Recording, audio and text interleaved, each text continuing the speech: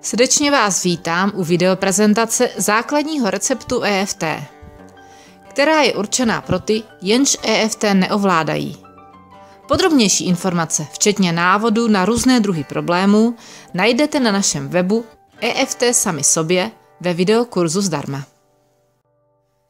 Začínáme poťukáváním dominantní rukou na bod na malíkové hraně ruky nedominantní, který se jmenuje karate chop. A opakujeme přitom 3krát polarizační frázi. Pokračujeme poťukáváním bodů na hlavě a těle 3 prsty dominantní ruky. Vnitřní strana obočí. Vnější strana oka. Pod okem. Pod nosem. Na bradě.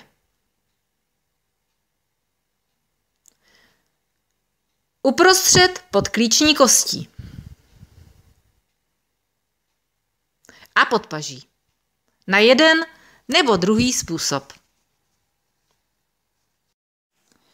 Hluboký nádech a výdech a poťukávám si na temeni hlavy. Říkám tomu opička. Uprostřed procesu malá opička. U aplikace velkých kol pokračujeme na prstech.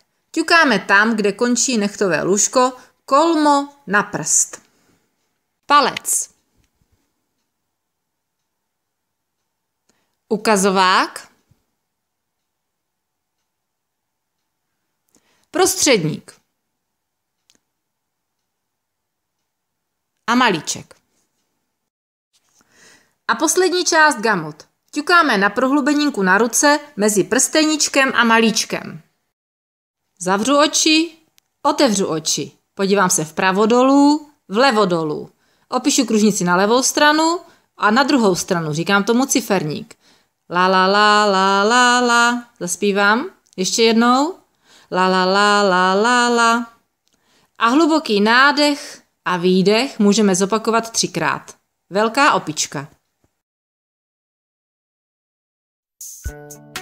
A teď už se s námi můžete zúčastnit jakékoliv akce, kde bude třeba znalost základního receptu EFT.